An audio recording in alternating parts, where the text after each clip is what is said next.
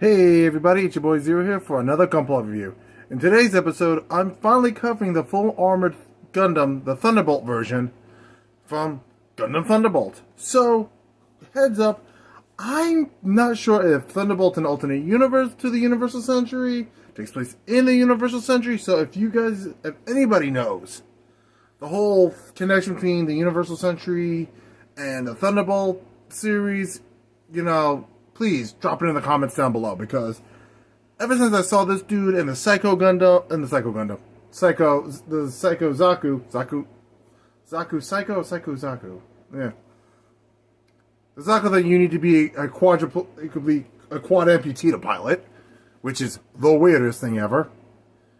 That's like bad mechanics 101. I mean, it's very nice for the people who are in that physical condition and who wants to become a mobile suit pilot. Great for them, but when you are not in that situation and the only way to pilot it is to lose all four of your limbs, that's a bit much. But yeah, so this is the Gundam variant from that series. Again, I'm not sure if this is just a Gundam that they threw all this armor on, all these armor and weapons on, or this is a whole new universe splintered off from the main universe. Again, if you know, comment down below. So let's just get into this review. So, this is a Psycho Gundam. Jesus, still stuck in my head for some odd reason. This is the full armor Gundam with everything that comes in box. As you can see, the Gundam itself, the two of the four shields it has. I'll get into its balancing issues in a second. You stay up there, stay in as long as you can. The backpack with the other two shields, bunch of verniers, fuel cartridges, missile launcher, beam rifle, I think it's a beam rifle, or beam cannon. It also contains the beam sabers, here and here, the beam effects for the sabers,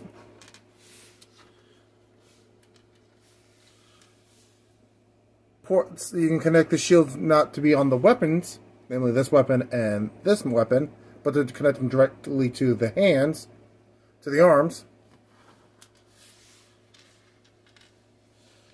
I guess you can call these the retracted versions of the pieces that are holding the shields. But I am never going to use these because putting on these tiny pieces in that narrow of a slot and getting into that polycap was a pain in the first place to get just the arms in, let alone trying to replace them. And of course, the holding hands for right and left hands to go with the shooting hands that are currently in use because it's holding the shield/guns. And of course, it comes with a sheet of stickers. Well, this is the sticker style decals. And of course, something I always seem to hate and I haven't seen a lot of, but they decided to rear its ugly head in this massive sheet of color correcting stickers.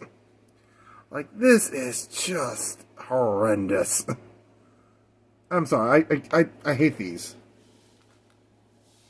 I get it, it's not going to be as detailed as, say, a master grade, which, honestly, with the crinkly effects on both the knees, arms, it probably means it would have those weird little garbage bag like little plastic bags, and I would not look forward to building that. Maybe one day I will get it and build it, but I am not looking forward to it. So let's just do the Gundam and then I'll do the backpack. And oh, it comes with a stand, and you know how much I love these. Free little stand, but it's not that greatest, but it gets where you need to be. So one major problem, they decided to actually be useful. So, before all this, the waist was kind of loose on me, and I thought that would be another flaw to it, but apparently in this episode they decided to say I'm a liar. But yeah, so, contrary to what this shows now, waist kind of loose, but it could be, you may not have to worry about it if you use the stand. So, either use that stand or, like, a basic stand like, I don't know, this dude from Amazon. You can get like 5 of these in a pack for like $10 or 15, depends who you're ordering it from.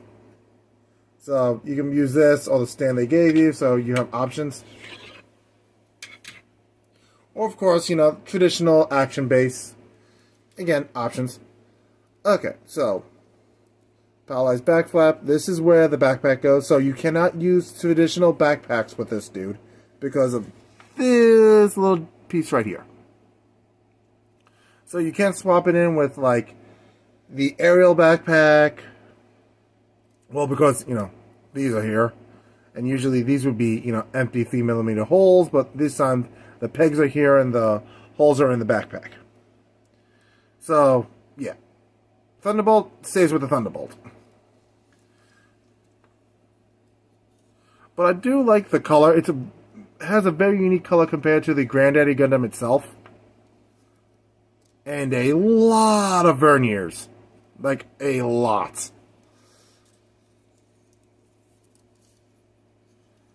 So, let's do the quick articulation.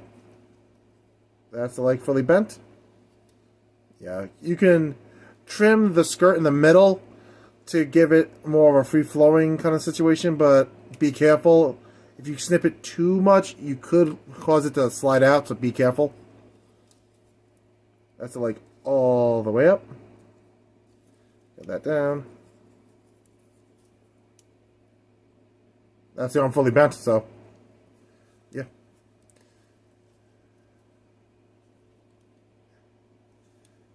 And oh, the shield doesn't even really get in the way. And the arm, that's the arm fully up, so decent posability there. The shoulders move. Well, at least the shoulder armor does. The hands are on a ball joint, so easily swappable. The shields are nice and plugged in tightly. If you get it in. Oh, perfect point. Yep, see? Now you can just hold in there tightly. It's not perfect, but it's very tight, so it gets you where you need to be. And like, see right here, you can see it what I was talking about. It, like, if this was a master grade, these would probably be the plastic bags, much like I think they have on the Alex. But I could be mistaken. And the head's on a ball. On a ball, so it gets good swivel. So, there's the main Gundam. Also, it's a bit top heavy, literally, because all the weapons and armor on it, especially when you have the backpack on, so it will tip over. So, again, stand will definitely save it from... But the problem is, this stand isn't heavy. It's very light, so it will tip over anyway. But it's easier to support this massive thing with the missile launcher, beam rifle, or beam cannon, to be technical, I guess. The shield that...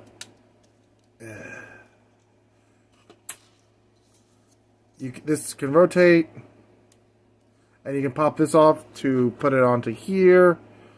Or, again, you can just remove the weapons to put the shield and put this on the shield, so the shield can connect directly to the arm. And to connect it, you just, like that. And like I was saying, see this narrow piece right here? Yeah, you have to find the poly cap in that, and then slide it in. That's why I'm never changing this arm to this piece. More verniers. The gas tanks don't really do anything. More verniers. Beam saber, like I said before. The arms can turn slightly. And you can move the shield left and right. Or up and down. Or you can swivel it on that post right there. The guns go down and up. So, nothing too crazy there. And to connect it, it's not that complicated. You can line up the pegs, and oops. Wow. There we go. And ta-da. Like I said, you can stand up on its own, but you gotta be careful. It can tip like that. My hand just barely touched one of the shields and it went backwards. So, yeah, the stand is helpful, but the problem is it's still very back heavy, so the stand can tip with it, so everything that will just fall with it. So, be careful. Make sure nothing priceless or valuable is right behind it, because it may just crash into it. Or just fall off backwards off a shelf and into the ground. You know, depends how it goes. So, let's get to the summary and wrap this up. Yep, got the beams. So yeah, all in all, the Thunderbolt version of the full armored Gundam is actually really cool.